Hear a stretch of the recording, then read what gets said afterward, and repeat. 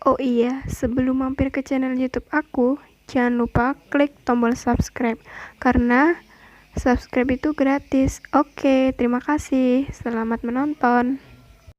Bismillahirrohmanirrohim. Assalamualaikum warahmatullahi wabarakatuh. Perkenalkan, nama saya Evi Wijayanti dari Prodi Perbankan Syariah Fakultas Ekonomi dan Bisnis Islam dengan mata kuliah Fikih Muamalah dan dengan dosen pengampu Ibu Fitri Fazia. Di sini saya akan menjelaskan mengenai materi sirqoh. Baiklah, mari kita mulai. Apa itu sirqoh? Sirqoh adalah kerjasama antara dua orang atau lebih dalam berusaha yang keuntungan dan kerugian ditanggung bersama. Dasar hukum sirqoh yang pertama terdapat dalam Al-Quran, yaitu dalam surah Al-Syad dan surah Al-Isra ayat 64. Yang kedua terdapat dalam hadis, yaitu Rasulullah SAW, para sahabat terlatih dan mematuhinya dalam menjalankan metode ini. Dan yang ketiga terdapat dalam Al-Ijma, yaitu umat Islam sepakat bahwa sirqoh diperbolehkan, hanya saja mereka berbeda pendapat tentang jenisnya. Ada pula rukun dan syarat sirqoh.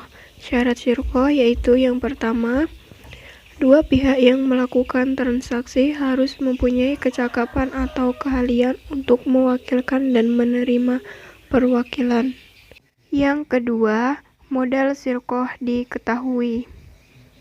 Yang ketiga, modal sirqoh ada pada saat transaksi. Yang keempat, besarnya keuntungan diketahui dengan penjumlahan yang berlaku, baik setengah, seperempat, dan lain sebagainya. Rukun sirqoh merupakan sesuatu yang harus ada ketika sirqoh itu berlangsung. Adapun rukun sirqoh adalah sebagai berikut. Yang pertama, ada sigat, adalah ungkapan yang keluar dari masing-masing dua pihak yang bertransaksi yang menunjukkan kehendak untuk melaksanakannya.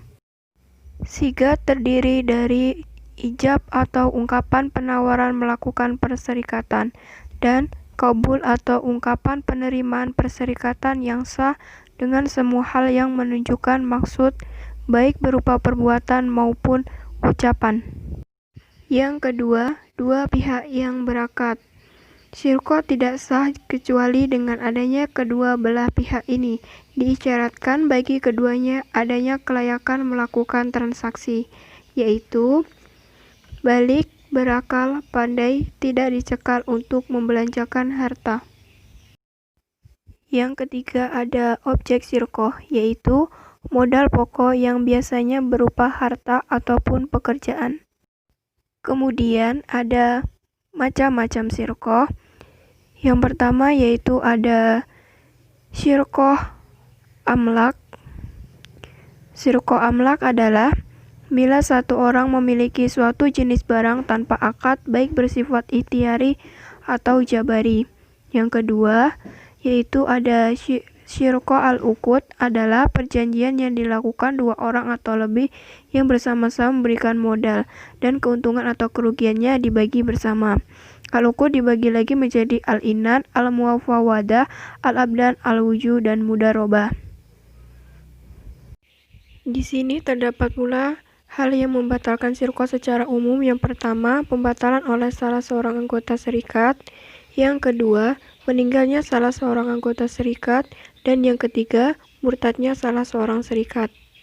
Di sini, selain secara umum, terdapat juga sebab yang menyebabkan sirqoh secara khusus, yaitu yang pertama, adanya rusaknya harta sirqoh. Yang kedua, tidak terwujudnya persamaan modal dalam sirqoh mufawadoh ketika akad akan dimulai. Menurut ulama Hanafiyah, sirqoh menjadi tidak sah jika berserikat dalam pekerjaan atau barang mubah, barang milik umum yang bisa dimiliki dengan mengambilnya, seperti berburu, mencari kayu bakar, dan lain sebagainya. Di sini ada pula manfaat dari sirko. Yang pertama, dapat meningkatkan daya saing produksi. Yang kedua, dapat meningkatkan hubungan kerjasama. Yang ketiga, dapat membantu pihak ekonomi lemah. Yang keempat, dapat menampung tenaga kerja. Sistem bagi hasil dalam Islam yaitu ada 5. Yang pertama, mudoro'ah. Yang kedua, mukorobah. Yang ketiga, musyakoh. Yang keempat, mudorobah. Dan yang kelima, musyarakoh. Yang pertama, mudoro'ah dapat dilakukan pada kerjasama usaha antara pemilik lahan dan pengelola lahan. Yang kedua, mukorobah. Pada akad mukorobah, penyediaan benih merupakan tanggung jawab pemilik lahan. Sedangkan pada perjanjian sistem bagi hasil dengan akad mudoro'ah, pengelola yang memiliki kewajiban menyediakan benih-benih terbaik. Yang ketiga yaitu ada musyakoh, merupakan bentuk yang lebih sederhana dibandingkan dua sistem bagi hasil usaha dalam Islam sebelumnya. Yang keempat, mudorobah. Akad mudorobah adalah jenis perjanjian sirkoh, yaitu perjanjian kerjasama antara pemilik modal dengan pengelola usaha untuk menjalankan kerjasama usaha. Yang terakhir yaitu musyarakah adalah sistem bagi hasil yang merupakan bentuk lain dari kerjasama mudoro'ah. Di sini saya akan mencantumkan 2 pertanyaan. Pertanyaan yang pertama, bagaimana cara mengaplikasikan untuk pembiayaan proyek yang modalnya dari bank dalam syirkoh? Baik, di sini saya akan menjawab bagaimana cara mengaplikasikan pembiayaan proyek yang modalnya itu dari bank dalam syirkoh ya. Di sini saya mengibaratkan yang meminjam modal itu bernama Pak Usman. Misalnya, Pak Usman adalah seorang pengusaha yang akan melaksanakan suatu proyek. Usaha tersebut membutuhkan modal sejumlah kira-kira 100 juta. Ternyata setelah dihitung, Pak Usman hanya memiliki uang 50 juta atau 50% dari modal yang diperlukan. Kemudian Pak Usman datang ke sebuah bank syariah untuk mengajukan pembiayaan dengan skema musyarakah atau syirkoh. Dalam hal ini, kebutuhan terhadap modal sejumlah 100 juta dipenuhi, 50% dari nasabah dan 50% dari bank. Setelah proyek selesai, nasabah mengembalikan dana tersebut bagi hasil yang telah disepakati untuk bank. Seandainya keuntungan dari proyek tersebut adalah 20 juta dan nisbah atau porsi bagi hasil yang disepakati adalah 50/50, artinya 50% untuk nasabah dan 50% untuk bank. Pada akhir proyek, Pak Usman harus mengembalikan dana sebesar 50 juta atau dana pinjaman dari bank, ditambah 10 juta atau 50% keuntungan untuk bank. Pertanyaan yang kedua yaitu, bagi hasil dari menanamkan modal, apakah termasuk riba?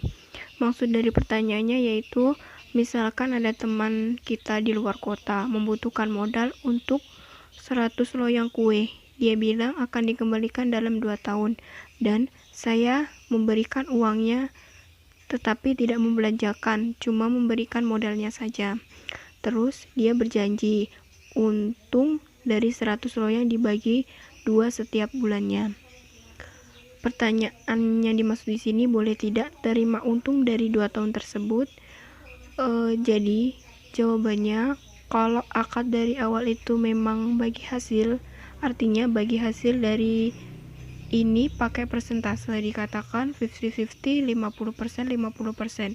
Nggak ada masalah, yang penting jelas ini bagi hasil. Ketika ada keuntungan, dibagi menjadi 2. Kesimpulan dari materi sirkoh adalah, sirkoh itu adalah kerjasama antara 2 orang atau lebih dalam bidang usaha atau modal yang masing-masing dari harta yang melakukan sirkoh tersebut berbaur menjadi satu tanpa ada perbedaan satu dengan yang lainnya, yang keuntungan dan kerugiannya ditanggung bersama sesuai kesepakatan yang telah dilaksanakan. Mengenai landasan hukum tentang sirkoh ini terdapat dalam Al-Quran, Sunnah, dan Al-Ijma. Adapun rukun syirkoh ada 2, yaitu ucapan, penawaran, dan penerimaan, dan pihak yang berkontrak. Dan mengenai syaratnya ada 3, yaitu pertama, ucapan. Berakad dianggap sah jika diucapkan secara verbal atau ditulis. kontrak musyarakah dicatat dan disaksikan. Kedua, pihak yang berkontrak disyaratkan mitra harus kompeten dalam memberikan atau diberikan kekuasaan perwakilan. Ketiga, objek kontrak atau dana dan kerja, modal yang diberikan harus tunai, emas, perak, atau yang bernilai sama. Para ulama menyepakati hal ini. Kemudian, macam-macam sirqah ada dua macam, yaitu sirqah amlak dan sirqah al-uqud. Adapun yang membatalkan sirqah ada yang secara umum dan ada pula yang secara khusus seperti yang telah dijelaskan di atas. Inilah yang dapat saya sampaikan. Apabila ada salah kata, saya mohon maaf. Semoga dapat bermanfaat bagi semuanya. Wassalamualaikum warahmatullahi wabarakatuh.